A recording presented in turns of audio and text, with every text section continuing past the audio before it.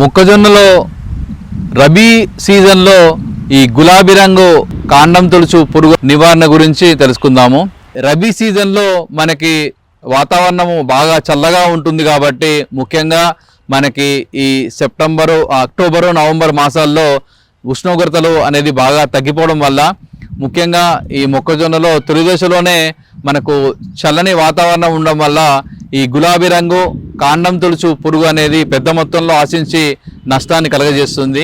ఈ తొలి దశలో ఈ మొక్కజొన్న పంట వేసిన తర్వాత మనకి ఈ విత్తనం విత్తిన తర్వాత 10-15 రోజుల్లోనే మనకి ఈ కాండానికి అలాగే లీఫ్కి అంటే ఆకుకి మధ్యలో ఇది గుడ్లు పెట్టడం జరుగుతుంది.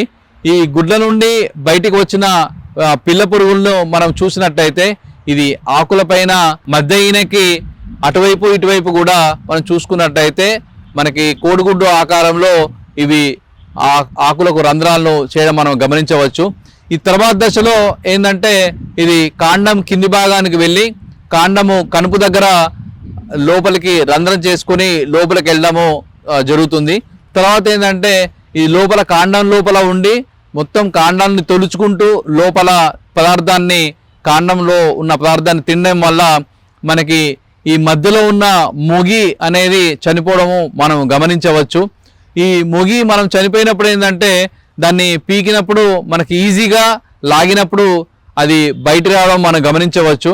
అయితే ఈ గులాబీ రంగు కాండం తొలుచు పురుగు యొక్క ఉధృతి అనేది మనం ఇందాక చెప్పుకున్నట్టు ఏంటంటే చల్లని వాతావరణంలో విపరీతంగా ఉండే అవకాశం ఉంది కాబట్టి మరి దీనికి సంబంధించి కొంచెం దుక్కులు చేసుకోవడము ఎండాకాలంలో, తర్వాత పంట మార్పిడి చేయడము, తర్వాత ఏంటంటే మరి తొలి దశలోనే గుడ్లను చంపే శక్తి ఉన్న ముఖ్యంగా ఈ వేప నూనె అలాగే వేప కషాయం కానీ దాంతోపాటు క్లోరోపైరిపాస్ లాంటి మందులను మనం పిచికారీ చేసుకోవడము.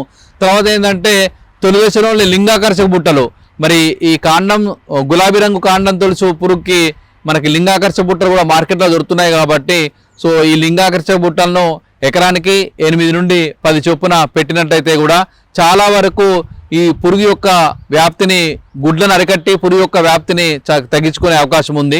ఈ కాండం కింది భాగానికి చేరి అది మన కాండాన్ని తొలుస్తుంది కాబట్టి మనకి సాయిల్ అప్లికేషను అంటే కాండం దగ్గర మనము ఈ కార్బోఫిరాన్ గ్రాన్యూల్స్ను లేదా ఈ కార్టాప్ హైడ్రోక్లోరైడ్ గ్రాన్యూల్స్ కానీ లేకపోతే క్లోరాంటినిప్రో గ్రాన్యూల్స్ కానీ ఇవేవైనా గ్రాన్యూల్స్ను మొదల దగ్గర కొద్దిగా మనం వేసుకున్నట్టయితే కూడా కొంచెం నీటి తడిచి వేసుకున్నట్టయితే చాలా వరకు ఈ పురుగు యొక్క వ్యాప్తిని కూడా అరికట్టుకోవచ్చు. ఒకవేళ పురుగు ఉధృతి అనేది మనకు ఎక్కువ మొత్తంలో కనబడినట్టయితే ఈ లీటర్ నీటికి ఎమామెక్టిన్ బెంజోయేట్ అనే మందును 0.5 గ్రామ్స్ లేదా క్లోరాంటినిప్రోల్ అనే మందును 0.4 ml లీటర్ నీటికి లేదా ఫ్లూబెండమైడ్ అనే మందును 0.3 ml లీటర్ నీటికి మనం పిచికారీ చేసుకోవచ్చు.